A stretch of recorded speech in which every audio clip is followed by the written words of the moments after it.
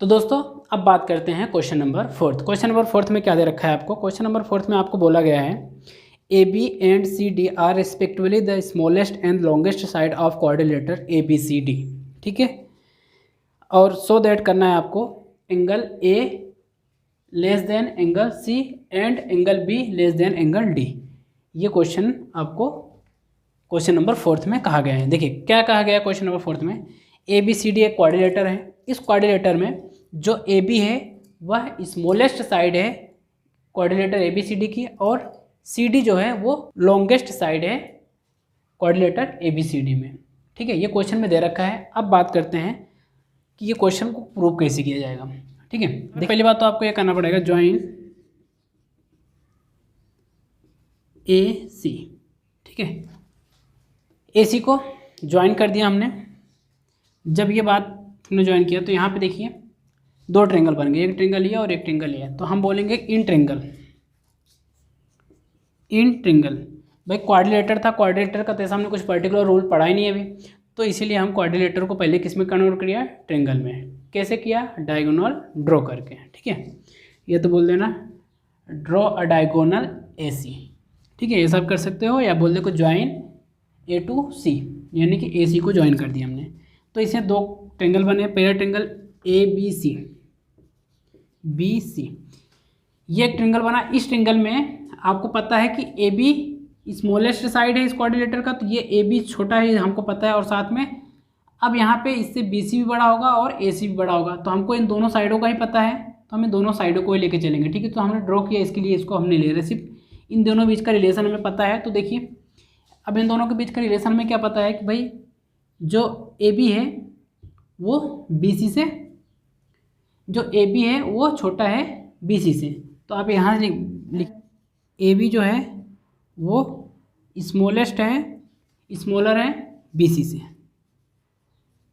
ठीक है, जब हमको ये पता है कि ए बी छोटा है बी सी से, तो हमको पता है कि इसके अपोजिट जो एंगल होंगे वो भी आपस में क्या हो जाएंगे? छोटे हो जाएंगे। मतलब ए बी का जो अपोजिट ए बी का जो ए बी है इसके अपोजिट एंगल क्या हो जाएगा? सी हो जाएगा। या तो बोले एंगल बी सी ए, एंगल बी सी ए। देखिए ये ऐसा एंगल ना देते हुए पहली बात तो एंगल को हम थोड़ा इस प्रकार से लिख देते हैं। मैंने बोला कि ये एंगल हो गया फर्स्ट, ये एंगल सेकंड, इसको बोल दिया थर्ड, इसको बोल दिया फोर्थ। ठीक है, इस प्रकार से एंगल हमने बोल दिया। तो अब यहाँ से आप देखिए ए बी का अपोजिट एंगल क्या हो जाएगा? ए बी का जो अपोजिट एंगल होगा एंगल 3 होगा। Angle 3 less than B C के अपोजिट एंगल 2 होगा, तो एंगल 2 हो गया। ठीक है, ये बात आपको समझना है। ये कहाँ से है भाई? ये थ्योरम से है। लिखना है वो थ्योरम, ये लिखना है कि opposite angle to smaller side is smallest. यानी कि आपको ये समझना है यहाँ पे किसी भी ट्रेंगल में अगर जो साइड छोटी होगी उसका जो अपोजिट एंगल होगा वो छोटा होगा। ये बात आपको मैं समझा भी चुका हूँ। ठीक है, तो ये यहाँ से लिखना है। अब इसको लिख लीजिएगा। तो यहाँ से आपको ये इक्वेशन फर्स्ट देखिए, अब जैसे कि हमने ट्रेंगल ए बी सी लिया था, इसी प्रकार से एक ट्रेंगल और लेंगे। एक ट्रेंगल और कौन सा हमको दे रखा है? A C D. In triangle A C D. अब इस ट्रेंगल में हमको पता है डी सी बड़ा है और ए डी छोटा है, तो मैं यहाँ लिख सकता हूँ कि ए डी क्या है?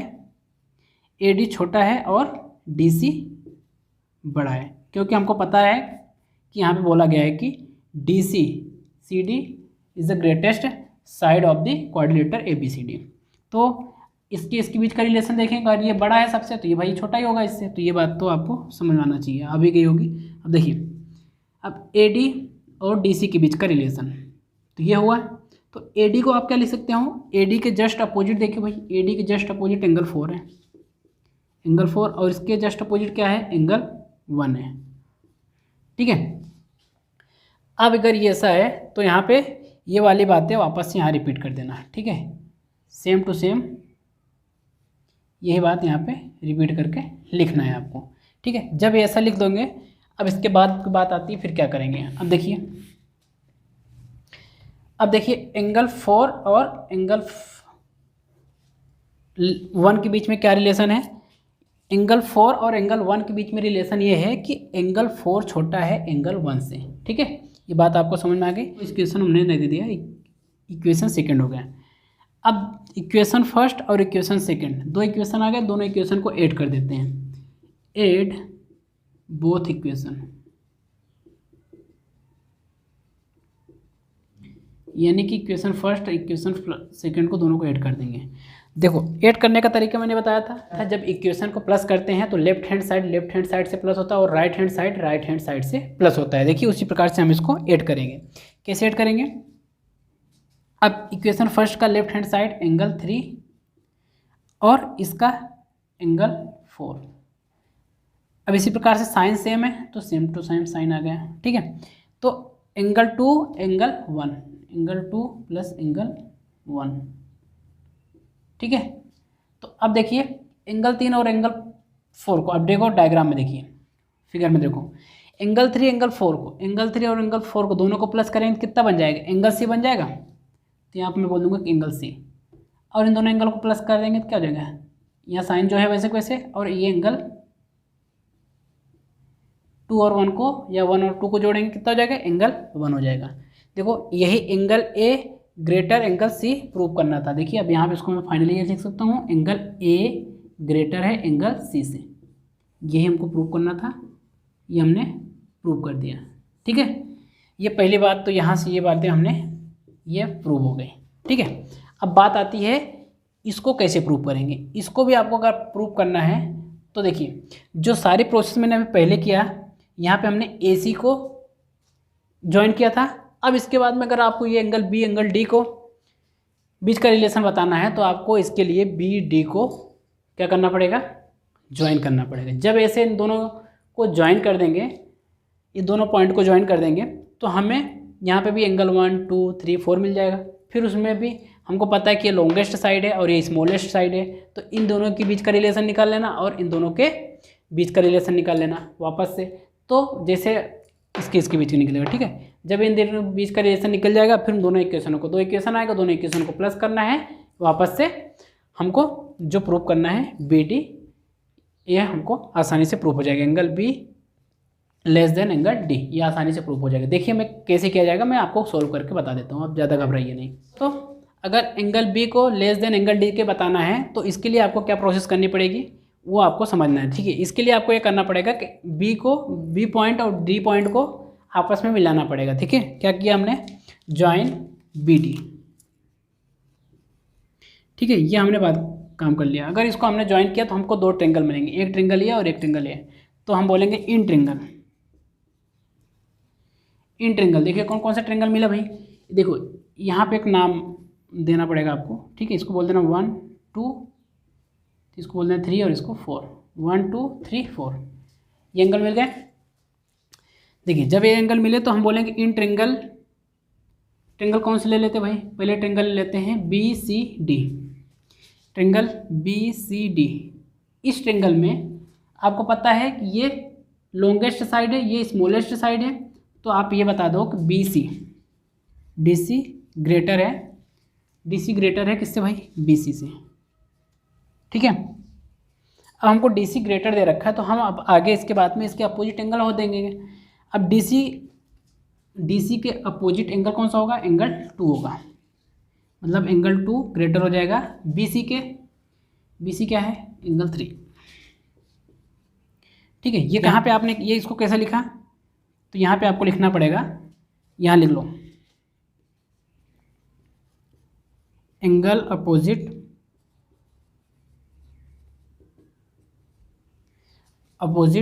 टू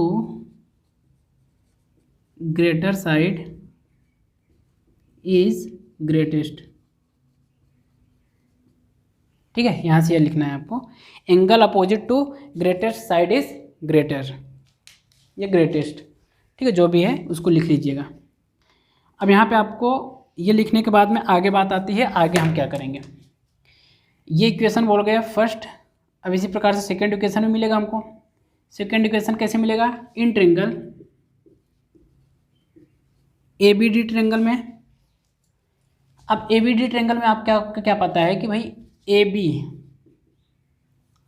देखो अब यहाँ पे जो AD होगा ये छोटा है और ये बड़ा है, तो AD जो होगा वो बड़ा होगा AB से। जब ये बड़ा होगा तो आपको AD के अपोजिट साइड क्या हो जाएगी, AD के जो अपोजिट एंगल होगा, AD का भी AD के जो अपोजिट एंगल होगा, AD के अपोजिट एंगल 1 होगा, एंगल 1। ये इसके बाद में एंगल AB का भी AB के अपोजिट एंगल 4 होगा, ठीक है, ये 4 होगा। तो अब यहाँ पे देखिए क्या रिलेशन मिल रहा है आपको, एंगल 1 को एंगल 4 को, ये हमने बोला कि इक्वेशन सेकंड हो गई। यहाँ पे आपको ये बातें कॉपी करना है, ठीक है। यही वाला थ्योरम आपको यहाँ पे लिखनी है, ठीक है। थ्योरम से बातें आई थी तो इसको बोल देना कि यहाँ पे ये आ जाएगी। जब ऐसे लिख दोगे आप, इसके बाद में हमको क्या करना है, 2 इक्वेशन मिल गए आपको। अब एड बोथ इक्वेशन, दोनों इक्वेशन को प्लस कर दिया हमने, equation first plus equation second को। जब दोनों इक्वेशन को प्लस करेंगे, लेफ्ट हैंड साइड से जुड़ेगा, राइट हैंड साइड से जुड़ेगा। देखो angle 2 plus angle 1 greater angle 3 plus angle 4, ये हो जाएगा। इसी प्रकार से देखो सम करेंगे, एंगल 1 एंगल 2 को सम करेंगे तो क्या हो जाएगा, एंगल B हो जाएगा, ये ग्रेटर हो जाएगा एंगल 3 और एंगल 4 को प्लस करेंगे तो एंगल D हो जाएगा, ठीक है। तो देखिए एंगल B ग्रेटर हो गया एंगल D से, आपको यही प्रूव करना होगा, ठीक है। देखिए एंगल B एंगल D के ग्रेटर है, ठीक है, यहाँ पे क्वेश्चन गलत है, ठीक है। यहाँ पे एंगल B है जो कि ग्रेटर है एंगल D से, ये बात आपको प्रूव करनी है, ये क्वेश्चन में दे रखा है, ठीक है। एंगल B ग्रेटर को प्रूव करना है एंगल D से, तो ये हमें प्रूव करना था, ये हमने आसानी से आपको प्रूव करके दिया, ठीक है। आई होप दोस्तों आपको समझ में आया होगा ये क्वेश्चन को कैसे प्रूव किया है। आइए अब बात करते हैं क्वेश्चन नंबर 5। क्वेश्चन नंबर 5 में क्या कहा गया है आपको, in figure PR greater than PQ and PS bisect angle QPR, prove that angle PSR greater than angle PSQ। देखिए क्वेश्चन में जो लिखा था मैंने आपको रीड करके बताया। देखिए मैं इसका मतलब समझा देता हूँ कि आपको एक ट्रेंगल दे रखा है, PQR एक ट्रेंगल दे रखा है। इस ट्रेंगल में जो PR है वो ग्रेटर देन है PQ से, यानी कि ये साइड बड़ी है और ये साइड छोटी है इस ट्रेंगल की। और साथ में आपको ये बताया गया कि जो PS है ना वो बाइसेक्ट का काम कर रही है, ठीक है, जो कि एंगल P को 2 इक्वली पार्ट में डिवाइड करेगा, ठीक है। आपको प्रूव करना है angle PSR greater than angle PSQ के, आपको ये प्रूव करना है। अब कैसे किया जाएगी बात ये आती है। क्वेश्चन को सॉल्व करने से पहले आपको 2 पॉइंट बता रहा हूँ, उसको ध्यान से समझ लीजिए क्योंकि इसका यूज़ आगे चल के होने वाला है, इसलिए मैं आपको बता रहा हूँ। हालांकि पॉइंट में पहले से भी डिस्कस करते आया हूँ आपसे, ठीक है। एक बार फिर से आपको समझा रहा हूँ, समझ लीजिए कि यदि आपको एक ट्रेंगल दे रखा हो, एक ट्रेंगल अगर आपको दिया हो ABC एक ट्रेंगल है, ठीक है, ABC मैंने माना कि ABC एक ट्रेंगल है। इस ट्रेंगल में आपको ये बोला है कि किसी भी एक साइड को एक्सटेंड कर देने पर, देखो मैंने बोला कि ये साइड को भी आप एक्सटेंड कर सकते हो, BC को इधर भी एक्सटेंड कर सकते हो या तो इधर भी कर सकते हो, ये किसी भी एक साइड को एक्सटेंड कर देते हैं, ठीक है। मैंने बोला कभी BC को मैं एक्सटेंड किया पॉइंट P तक, ठीक है। तो यहाँ पे एक एक्सटर्नल एंगल बनेगा, किसी भी साइड को जब आप एक्सटेंड करोगे, किसी भी ट्रेंगल के एक साइड को जब आप एक्सटेंड करते हो तो उसमें एक एक्सटर्नल एंगल क्रिएट हो जाता है, ठीक है। इसमें भी जब ये एंगल क्रिएट हुआ तो आप बोलोगे कि इस एंगल की वैल्यू क्या होगी, तो जो ये एंगल की वैल्यू होगी ना, आपको सीधा सी बात ध्यान रखना है, किसी भी ट्रेंगल के एक साइड को एक्सटेंड करने पे जो एक्सटर्नल एंगल बनता है वह एक्सटर्नल एंगल इनके इंटरनल एंगल के अपोजिट जो 2 एंगल बचते हैं, ये एंगल और ये एंगल, 2 एंगल बचे, इन दोनों एंगलों के सम के बराबर हो जाता है, यानी कि angle A plus angle B की वैल्यू के बराबर होगा। यानी कि सीधी सी बात आपको ये समझ में आना चाहिए कि कोई भी एक ट्रेंगल है, उस ट्रेंगल को एक साइड को एक्सटेंड करने पर जो एक्सटर्नल एंगल बनेगा उसके इंटरनल एंगल के जो अपोजिट 2 साइडें होंगी उन दोनों एंगलों के सम के बराबर इस एंगल की वैल्यू हो जाएगी। आई होप कि आपको बात समझ में आई होगी। अब एग्जाम्पल के थ्रू समझाना। देखिए मैंने बोला कि ये हो गया आपको 50 डिग्री, 70 डिग्री और ये 60 डिग्री ले लिया, ट्रेंगल को मैंने एंगल ले लिए, ठीक है। ट्रेंगलों का सम कितना होना चाहिए, sum of all angle of the triangle equal to 180 degree. देखिए सम करोगे 180 डिग्री बराबर आ रहा है। तो देखिए इसी प्रकार से अब ये जो एंगल होगा इस एंगल की वैल्यू कितनी होगी, तो आपको बताना है कि ये दोनों एंगलों को सम कर दो, ये 2 एंगल बचे, इसके इंटरनल, इसका जो इंटरनल एंगल होगा ये होगा, इसको छोड़ दो, बच्चे 2 एंगल दोनों को सम करके बराबर बोल दो, यानी कि बोल दो 50 प्लस 70 कितना हो गया 120 डिग्री, ठीक है। तो आप बोल सकते हो कि ये जो एंगल हो जाएगा कितना हो जाएगा 120 20 डिग्री हो जाएगा। ठीक है, अगर आपसे पूछे कोई भी एक ट्रेंगल हो, किसी भी ट्रेंगल के एक साइड को एक्सटेंड कर दिया जाए, मैंने बोला कि ये साइड ये ABC था, इसके मैंने एक साइड को एक्सटेंड कर दिया यहाँ तक, तो ये एंगल जो होगा ये किसके एंगल के, ये एंगल और ये एंगल के सम के बराबर हो जाएगा, यानी कि angle A plus angle B के बराबर हो जाएगा ये वाला एंगल। ठीक है, ये आपको समझना है। ठीक है, लीजिए दूसरा पॉइंट क्या है, यदि मैं आपसे पूछूं कि ABC ट्रेंगल में एंगल B और एंगल B के रिलेशन क्या है, एंगल B और एंगल A के बीच में रिलेशन क्या है, तो आप बोलेंगे कि एंगल B ग्रेटर देन है एंगल A से, क्योंकि एंगल B 70 डिग्री है, ये 70 डिग्री है और ये कितना है, एंगल A 50 डिग्री है। तो ये आपको रिलेशन समझ में आया। अगर अब मैं ये कहूँ कि भाई इसमें मेरे को 10 डिग्री और ऐड करना है, इसमें 10 डिग्री ऐड करना है मुझे, किसी भी एंगल में आप बराबर वैल्यू को ऐड कर सकते हैं। ठीक है, जब भी अगर मैं इन दोनों एंगल को 10 डिग्री से इंक्रीज कर दिया, मतलब दोनों साइड में मैंने क्या कर दिया, 10 डिग्री ऐड कर दिया, तो ये कितना हो जाएगा भाई, ये 80 डिग्री हो जाएगा। तो ये 80 डिग्री हो जाएगा, तब भी ग्रेटर का साइन लगेगा, और ये कितना हो जाएगा 60 डिग्री। देखिए क्या साइन में कोई चेंजेस आया, क्या साइन में कोई चेंजेस आया, नहीं आया। तो यानी कि अगर ये इसकी वैल्यू ग्रेटर है, इन दोनों के बीच का रिलेशन ग्रेटर में है, तो इसमें जो इक्वल ऐड करोगे, इक्वल सब्ट्रैक्ट करोगे, तो वो वैल्यू भी जो साइन लगा है वो साइन वही रहेगा, साइन चेंज नहीं होगा। ठीक है, ये बात मैं आपको पहले भी समझा चुका हूँ। ठीक है, यानी कि अगर आप जो साइन दे रखा है, अगर मैं इस 80 और 60 है, इसमें से अगर मैं बोलूँ कि मैं 20 डिग्री माइनस भी कर दो, तो जो वैल्यू आएगी ना, वो वैल्यू ये हमेशा बड़ी रहेगी इस वैल्यू से। ठीक है, क्योंकि हम बराबर इक्वल ऐड कर सकते हैं, इक्वल सब्ट्रैक्ट कर सकते हैं। ठीक है, किसी भी इक्वेशन में से, ये भी एक इक्वेशन का ही काम कर रहा है। ठीक है, आई होप कि आपको बातें समझ में आई होगी, इसका भी यूज़ होगा और इसका भी यूज़ होगा। देखिए अब हम बात करते हैं इस क्वेश्चन को सोल्व कैसे करेंगे। देखिए क्वेश्चन को सोल्व कैसे किया जाएगा, मैंने बोला इन ट्रेंगल PQR ट्रेंगल में हमें क्या क्या पता है। देखिए हमें देखो दे रखा है PR greater than PQ, PR greater than PQ। देखिए ये हमें क्वेश्चन में गिवन है, ये क्वेश्चन में गिवन है, हमने यहाँ से लिख लिया भाई। अगर ये गिवन है तो हम क्या लिख सकते हैं, देखिए इसके अपोजिट जो साइड होगी, देखो ये हमको साइड दे रखा है, इस ट्रेंगल में हमको साइड दे रखा है भाई, जो PR है वो ग्रेटर देन है PQ से। जब ये तो इनके जो अपोजिट एंगल होंगे, इसका अपोजिट एंगल ये और इसका अपोजिट एंगल ये, तो यानी कि एंगल Q ग्रेटर देन हो जाएगा एंगल R से। ठीक है, यानी कि PR बड़ा है, PR का अपोजिट एंगल क्या हो जाएगा, एंगल Q, ये ग्रेटर हो जाएगा एंगल R से। ठीक है, क्यों, QP का जो अपोजिट एंगल होगा वो कौन सा होगा, एंगल R हो जाएगा। ये आप वहाँ से लिख सकते हो, वहाँ से हमने इस पॉइंट को यहाँ पे आप लिख लेना कि angle opposite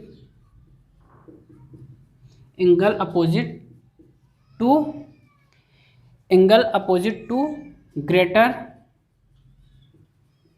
side is longer. ठीक है, एंगल Q ग्रेटर है एंगल R से, यानी कि जो एंगल Q है ये ग्रेटर है एंगल R से। जब ये ग्रेटर है तो यहाँ पे मैं एक काम करता हूँ, इसको आप समझिएगा। यहाँ पे मैंने बोला कि add both side angle RPS को मैंने ऐड कर दिया। ठीक है, इधर भी मैंने एंगल RPS को ऐड कर दिया और इधर भी मैंने एंगल RPS को ऐड कर दिया। देखिए तो अब यहाँ पे क्या हो जाएगा, यहाँ पे जो हो जाएगा angle Q plus angle RPS greater angle R plus angle RPS, ये हो गया। देखिए तो देखिए दोस्तों, यहाँ पे आपको एक ट्रेंगल दिख रहा होगा। ट्रेंगल कौन सा है, ट्रेंगल इस प्रकार से आपको एक बना होगा, यहाँ पे P, यहाँ पे R और यहाँ पे S। ठीक है, इस ट्रेंगल में जो RS साइड है इसको एक्सटेंड किया है पॉइंट Q तक। ठीक है, यहाँ एक्सटेंड किया हुआ है, तो देखिए यहाँ पे किसका एक्सटर्नल एंगल बनेगा, तो एक्सटर्नल एंगल कौन सा बनेगा, PSQ। तो यहाँ एंगल PSQ की वैल्यू क्या होगी, तो बोलना कि जो PS की वैल्यू होगी वो क्या हो जाएगी, एंगल R, इन दोनों एंगलों को सम, तो एंगल R प्लस इस एंगल को अगर मैं लिखना चाहूँ तो क्या लिखूँगा, RPS, एंगल RPS। आप ऐसा भी लिख सकते हो angle R plus angle PB। ठीक है, तो मैंने यहाँ P को मैं थोड़ा एक्सटेंड फॉर्म में लिखा हूँ, तो ठीक है एंगल P को मैं क्या लिख सकता हूँ, एंगल RPS यहाँ पे मैं लिखा हूँ। देखो एंगल PSQ की अगर आपको वैल्यू चाहिए तो क्या हो जाएगा, एंगल PSQ की वैल्यू हो जाएगी क्या, angle R plus angle RPS, ये हो गई। तो इसी प्रकार से देखिए एक ट्रेंगल और बन रहा होगा। कौन सा ट्रेंगल बन रहा है, देखिए एंगल ये वाला, ठीक है। तो पी एस क्यू, यहाँ पे ये वाला साइड को एक्सटेंड किया हुआ है, तो यहाँ पे पी हो गया, यहाँ पे एस हो गया, यहाँ पे क्यू हो गया। तो यहाँ पे जिसकी वैल्यू हो जाएगी थी, यहाँ पे आपको समझना है कि एंगल पी एस यहाँ पे कहाँ तक, यहाँ पे आ रहे हैं, ठीक है। तो यहाँ पे एंगल पी एस आर की वैल्यू, पी एस आर की वैल्यू किसके बराबर हो जाएगी, यहाँ पे पी एस आर की जो वैल्यू होगी वो बराबर हो जाएगी किसके, angle Q plus angle Q P S के, एंगल क्यू पी एस के, इस एंगल के सम के बराबर ये वैल्यू हो जाएगी, ठीक है। आप इसकी जगह पे क्या लिख सकते हो, angle Q plus angle P भी लिख सकते हो डायरेक्ट फॉर्म में, ठीक है। मेरे को इस प्रकार यहाँ पे इसका यूज़ होगा, इसलिए मैंने ये लिखा। यानी कि इस ट्रेंगल से आप ये बात लिख सकते हो और इस ट्रेंगल से आप ये बात लिख सकते हो, ठीक है। अभी देखिए इसका यूज़ कहाँ होता है, ये लिख सकते हैं। क्यों लिखा भाई, external angle property of the triangle से, ठीक है। किसी भी ट्रेंगल के एक साइड को एक्सटेंड करने पे जो एक्सटर्नल एंगल बनता है उसके इंटरनल अपोजिट एंगलों के सम के बराबर होता है उस एक्सटर्नल एंगल की वैल्यू, ठीक है। ये बात आपको मैं बता चुका हूँ, ठीक है। देखिए ये हो गया। अब हम बात करते हैं, यहाँ पे वापस आते हैं, ठीक है। देखिए अब यहाँ पे angle Q angle R P S है, ठीक है। वैल्यू अभी ऐसा कैसे लिखते हैं, क्योंकि इसमें तो हम चेंज अभी नहीं कर सकते हैं, थोड़ा सा इसमें पहले चेंज करना पड़ेगा। देखिए angle Q plus angle R P S, ठीक है। Angle Q plus angle R P S, मतलब ये वाली एंगल की बात कर रहे हैं अभी, ठीक है। तो ये ग्रेटर होगा, ये ग्रेटर का sine, angle R plus angle R P S को हम क्या लिख सकते हैं, देखिए angle R plus angle R P S को हम क्या लिख सकते हैं, angle P S Q, angle P S Q कैसे लिख सकते हैं, आपको मैं समझा चुका हूँ, ठीक है। अब यहाँ पे लिख सका, इसको मैं लिख लिया भाई। अब देखिए ये वाली वैल्यू कहाँ से लिखा, ये आपको समझना चाहिए भाई, यहाँ पे आपको समझना है और लिखना भी है, लिख लेना। क्या लिखोगे, external angle property of the triangle से, ठीक है। ये आपको वहाँ से लिख लेना है, समझ में आया बात, ठीक है। तो ये बात आपको समझ में आ गई होगी, ये हम कहाँ से लिखें। अब फिर आगे बात आती है कि आगे हम क्या करेंगे। देखिए एंगल क्यू और एंगल आर पी एस कहाँ है भाई, एंगल क्यू और एंगल आर पी एस मतलब ये एंगल, जब ये एंगल को अगर आप प्लस करोगे तो क्या लिख सकते हो, देखिए यहाँ पे आपको थोड़ा सा और चेंजेस करना पड़ेगा। देखिए अभी क्वेश्चन में आपको ये दिया गया है कि पी एस क्या है, पी एस बाइसेक्ट का काम कर रहा है, पी एस बाइसेक्ट कर रहा है एंगल पी को, बाइसेक्ट का काम करना है यानी कि दो बराबर भागों में डिवाइड करना, कि मतलब ये एंगल बराबर ये एंगल हो जाएगा। तो जब ये एंगल इस एंगल के बराबर है तो मैं एंगल आर पी एस, यानी कि आपको सीधा बाइसेक्ट का मतलब आपको यहाँ से सीधा ये समझना है कि बाइसेक्ट का मतलब क्या हुआ, जो एंगल क्यू पी एस होगा, एंगल क्यू पी एस होगा वो बराबर हो जाएगा एंगल आर पी एस के, एंगल आर पी एस के बराबर हो जाएगा, ठीक है। यदि पी एक्स बाइसेक्ट कर रहा है एंगल पी को तो आप यहाँ सीधा लिख सकते हो कि angle R P S equal हो जाएगा एंगल क्यू पी एस के, ठीक है। यानी कि ये एंगल बराबर हो जाएगा ये एंगल के, क्यों, क्योंकि पी एस बाइसेक्ट कर रहा है एंगल क्यू पी आर को, क्यू पी आर यानी कि इस एंगल को बाइसेक्ट कर रहा है। तो आप ये लिख सकते हो, यहाँ से आपको ये बातें समझ में आना चाहिए। अगर आपको ये गिवन है तो आप ये लिख सकते हो, बात समझ में आई। यहाँ से देखिए अगर आप एंगल आर पी एस को क्या लिख सकते हो, देखो आर पी एस को, अब यहाँ पे आर पी एस को हम क्या लिख सकते हैं, एंगल क्यू पी एस लिख सकते हैं। तो देखिए angle Q plus angle R P S को हम लिखें कि एंगल क्यू पी एस हो गया, ठीक है। ये तब भी ग्रेटर होगा एंगल पी एस क्यू के, समझ में आया।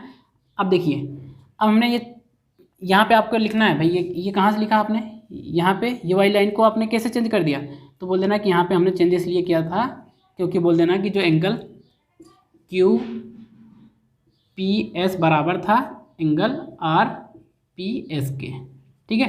अब बता दोगे तो आगे वालों को खुद ही समझ में आ जाएगा भाई ये इसमें, ठीक है। आपको ये बताना है कि कहाँ से लिखा है, ठीक है। आपको ऐसे लिख देना है तो समझ में आ जाएगा कि अगर मैंने ये एंगल आर पी एस को आप कैसे लिखे हो कि एंगल क्यू पी एस, तो बोल देना कि भाई ये दोनों आपस में बराबर थे इसलिए हमने ये ऐसा लिखा है, ऐसा लिखा। देखिए अब यहाँ पे समझिए फिर से, angle Q plus angle Q P S, अब यहाँ वाला ट्रेंगल देखिए, angle Q plus angle Q P S, ये क्यू पी एस, ये दोनों एंगलों को सम करेंगे तो किसके बराबर हो जाएगा, एंगल पी एस आर के, तब भी ये ग्रेटर होगा एंगल पी एस क्यू के। बात समझ में आई। देखिए आपको यही प्रूव करना था। ये प्रूव करना था angle P S R greater angle P S Q के, ठीक है। ये आपको प्रूव करना था, हमने आपको प्रूव करके बता दिया। बात आपको सिर्फ इतना समझना है कि भाई एक्सटर्नल एंगल प्रॉपर्टी के थ्रू अगर आपसे पूछा जाए भैया आपने ये डायरेक्ट कैसे लिख दिया angle Q plus angle Q P S को आप direct angle P S R कैसे लिख दिए, तो बोल देना कि external angle property of the triangles, ठीक है। क्या कहता है भाई, किसी भी ट्रेंगल के एक साइड को एक्सटेंड करने पे जो एक्सटर्नल एंगल बनता है, जो एक्सटर्नल एंगल बनता है वो एंगल किसके बराबर होता है, उसके इंटरनल अपोजिट एंगलों के सम के बराबर होता है। ये बोलता है एक्सटर्नल एंगल प्रॉपर्टी, ठीक है। तो ये क्वेश्चन कैसे प्रूव किया, आई होप कि आपको समझ में आ गया होगा ये क्वेश्चन हमने कैसे प्रूव किया है। यहाँ पे जो पॉइंट थे छोटे छोटे से मैंने वो पहले से आपसे डिस्कस कर दिया था। देखिए एक बार फिर से मैं आपको इस क्वेश्चन को समझा रहा हूँ, समझिए। देखिए आपको क्वेश्चन में क्या दे रखा था, क्वेश्चन में आपको दे रखा था कि पी आर ग्रेटर है पी क्यू से और पी एस बाइसेक्ट कर रहा था एंगल क्यू पी आर के, तो आपको प्रूव करना था angle P S R greater than angle P S Q के, ठीक है। ये आपको प्रूव करना, तो हमने क्या किया, बोला एंगल पी क्यू आर के, इन एंगल पी क्यू आर में हमको दे रखा था कि जो पी आर है वो ग्रेटर देन है पी क्यू के, तो हमको पता हो गया कि भाई इसके जो अपोजिट एंगल होगा ये एंगल बड़ा हो जाएगा और इसके जो अपोजिट एंगल होगा ये एंगल छोटा हो जाएगा, यानी कि पी क्यू एंगल बड़ा हो जाएगा एंगल आर से, ठीक है। एंगल क्यू बड़ा हो जाएगा एंगल आर से, क्यों होगा लिख कर मैंने आपको बता दिया था, ठीक है। अब मैंने इसमें क्या किया, बोथ साइड में मैंने ऐड कर दिया एंगल आर पी एस को, ये दोनों साइड में इस एंगल को जो आए थे इन दोनों एंगलों को मैंने बोला कि इसमें आर पी एस दोनों साइड में ऐड कर दिया, दोनों साइड ऐड कर दिया तो ये वाला बन गया पी एस क्यू। और फिर इसमें फिर मैंने बोला कि भाई जो एंगल आर पी एस है, एंगल आर पी एस, ये आर पी एस जो एंगल है वो एंगल क्यू पी एस के बराबर है, तो मैंने बोला कि भाई आर पी एस को मैं क्यू पी एस भी लिख सकता हूँ, ठीक है। आर पी एस को मैंने क्यू पी एस भी लिख दिया, तो इसको भी मैंने चेंज कर दिया, angle Q plus angle Q P S को जब मैं सम किया तो ये एक्सटर्नल एंगल प्रॉपर्टी इसमें भी लगी थी और इसको में भी, यहाँ पे भी एक्सटर्नल एंगल प्रॉपर्टी लगी थी और यहाँ पे भी एक्सटर्नल एंगल प्रॉपर्टी के थ्रू हम क्या लिख सकते हैं, इसको हमने angle Q plus angle Q P S को हम लिख सकते हैं एंगल पी एस आर। यहाँ पर मैंने आपको समझा चुका हूँ, यहाँ पे ये समझा चुका हूँ, ठीक है। तो यहाँ पे angle Q P S greater हो जाएगा एंगल पी एस क्यू से, यही आपको प्रूव करना था, ये आसानी से मैंने आपको बता दिया हूँ। आई होप दोस्तों आपके समझ में आया। बात करते हैं question number 6 and question number last की। तो देखिए क्वेश्चन नंबर 6 में क्या कहा गया है, so that of all the line segment draw from a given point note on it the perpendicular line segment is the shortest. यानी कि आपको क्वेश्चन में क्या कहा गया है, क्वेश्चन में ये कहा गया है कि भाई एक लाइन आपको दे रखी है, क्या है कि एक आपको लाइन दिया गया है, ठीक है। इस लाइन के आउटसाइड में कोई सा एक पॉइंट है, ठीक है, उस पॉइंट से परपेंडिकुलर लाइन डाली गई है, ठीक है। परपेंडिकुलर का मतलब हुआ 90 डिग्री परपेंडिकुलर लाइन, और जो अनदर लाइनें हैं, अनदर लाइन भी इस प्रकार से ड्रॉ की गई है, ठीक है। तो ये जो लाइनें ड्रॉ की गई हैं, तो ये जो लाइनें हैं, मैंने बोला कि अगर मैंने बोला कि ये लाइन सेगमेंट मैंने जो लिया इसको बोला कि ए, इसको बोला बी और इसको बोल दिया मैंने पॉइंट जो अनदर पॉइंट था सी था, ठीक है। तो गिवन में हमको क्या लिखेंगे, गिवन में A B is line segment, ये तो बोल देना कि A B is line and C point is outside of A B. यानी कि ए बी क्या है, एक लाइन है, ए बी क्या है, एक लाइन है, एंड सी क्या है, सी आउटसाइड पॉइंट है, ठीक है, किसका, ए बी के। देखो ए बी के आउटसाइड में एक पॉइंट दे रखा है जो कि सी है और ए बी एक लाइन है। तो अब यहाँ से आपको सो दैट करना है, सो दैट करना है, सो दैट क्या करना है, A C is shortest side, ठीक है। इन ट्रेंगल ए सी डी में क्या लिख सकते हैं, अब इसमें देखिए एंगल ए बराबर कितना हो गया, 90 डिग्री हो गया। तो एंगल ए की वैल्यू अगर 90 डिग्री है तो angle C plus angle D की वैल्यू कितनी हो जाएगी, 90 डिग्री हो जाएगी। तो यहाँ सीधा सा आपको समझ में आना चाहिए कि angle C and angle D is less than angle A, मतलब एंगल सी की और एंगल डी की, एंगल सी और एंगल डी की जो वैल्यू होगी इन दोनों को सम करेंगे तब जाके 90 डिग्री के बराबर होंगे। तो सीधा सा मतलब होगा कि एंगल सी और एंगल डी की वैल्यू 90 डिग्री से छोटा है। ठीक है, ये बात समझ में आई। तो अगर ये बात आपको समझ में आ गया तो सीधे से अगर मैं एंगल ए और एंगल डी का कंपेरिजन करूँ, तो यहाँ से अगर मैं एंगल ए और एंगल डी का कंपैरिजन करूं, भाई एंगल ए और एंगल डी में बड़ा कौन होगा, तो बोल देना कि एंगल ए बड़ा होगा। अगर एंगल ए बड़ा होगा तो हम ये कह सकते हैं, अगर एंगल ए बड़ा होगा तो यहाँ पे आगे देखिए, अगर एंगल ए ग्रेटर है एंगल डी से तो इसके जो अपोजिट साइड होगा वो ग्रेटर हो जाएगा इसके जो अपोजिट साइड है उससे। ठीक है, तो यानी कि एंगल ए के अपोजिट साइड क्या हो, एंगल ए के अपोजिट साइड क्या हो जाएगा, सी डी ग्रेटर हो जाएगा। अब देखिए एंगल डी के अपोजिट साइड क्या है, ए सी। ठीक है, ए सी, तो सी डी क्या हो गया, ग्रेटर हो गया ए सी से, यानी कि ए सी क्या है, छोटा है सी डी से। तो तब भी एक बात तो हमें यहाँ प्रूफ हो गई, ये हमें यहाँ से प्रूफ हुआ कि भाई ए C is the shortest side. यहाँ हम कह सकते हैं हैंस हम क्या कह सकते हैं, A C is shortest side of triangle A C D. A C D triangle में ए सी क्या हो गया, शॉर्टेस्ट साइड हो गई। तो ये ए सी अगर शॉर्टेस्ट साइड है तो अगर अब हम एक और हम चेक करेंगे भाई, अगर ये ट्रायंगल लिया जाए तो अब फिर अगेन अगर आपको और फिर से चेक करना है तो आप फिर से चेक कर लें। इसी प्रकार से आप देखो आगे अभी और आपको चेक करना है तो देखो आगे भी चेक कर सकते हैं। कैसे चेक करेंगे, मेरा इन ट्रायंगल आप ले लो ए सी ई ले लो, in triangle A C E में, ए सी में भी एंगल ए क्या है, एंगल ए क्या होगा भैया, एंगल ए 90 डिग्री हो गया है। तो इसी प्रकार से एंगल ये वाला एंगल सी, अब ये एंगल सी बनेगा, ये वाला एंगल सी बन जाएगा। ठीक है, ये एंगल सी यानी कि angle A C E, angle A C E plus angle A E C, angle A E C, इन दोनों का एंगलों का सम 190 डिग्री के बराबर होगा।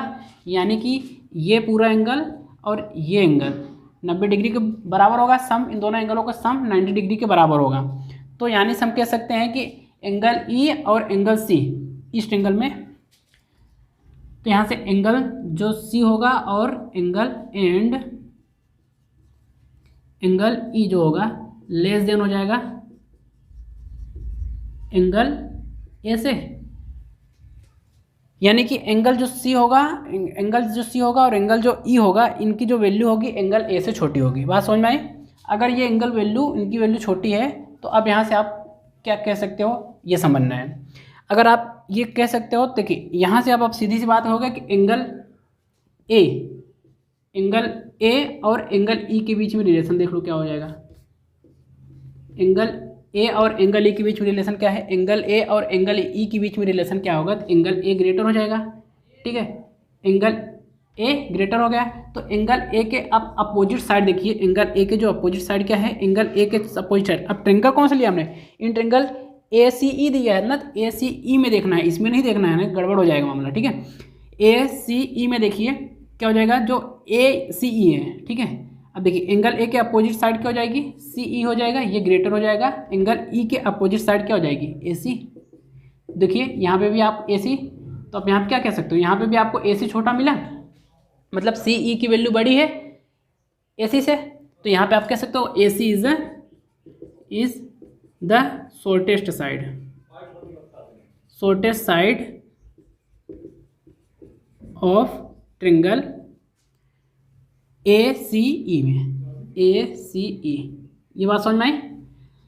ये अभी हमने ए सी ई ट्रायंगल लिया तब भी हमको ए सी छोटा मिल गया, और ट्रायंगल ए सी डी लिया तब भी हमको साइड ए सी छोटा मिला। तो हम कह सकते हैं इसी प्रकार से अगर सिमिलरली अगर हम बात करें,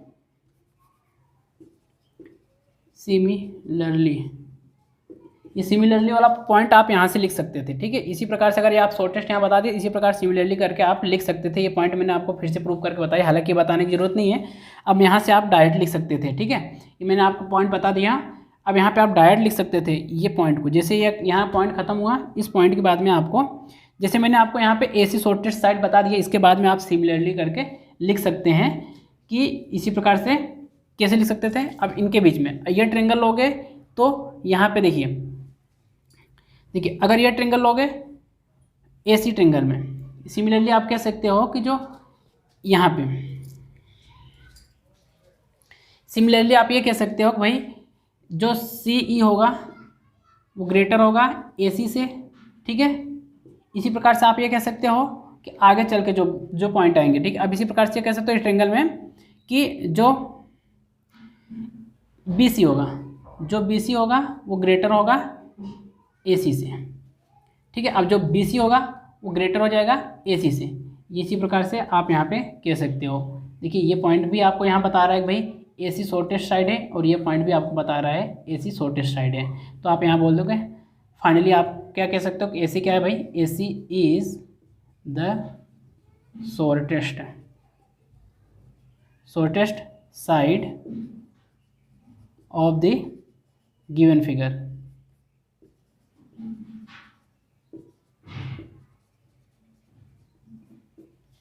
ये जो डायग्राम में दे रखा है, यहाँ पे जो AC होगा ये सबसे छोटी साइड होगी इससे इससे इससे, समझ में आए?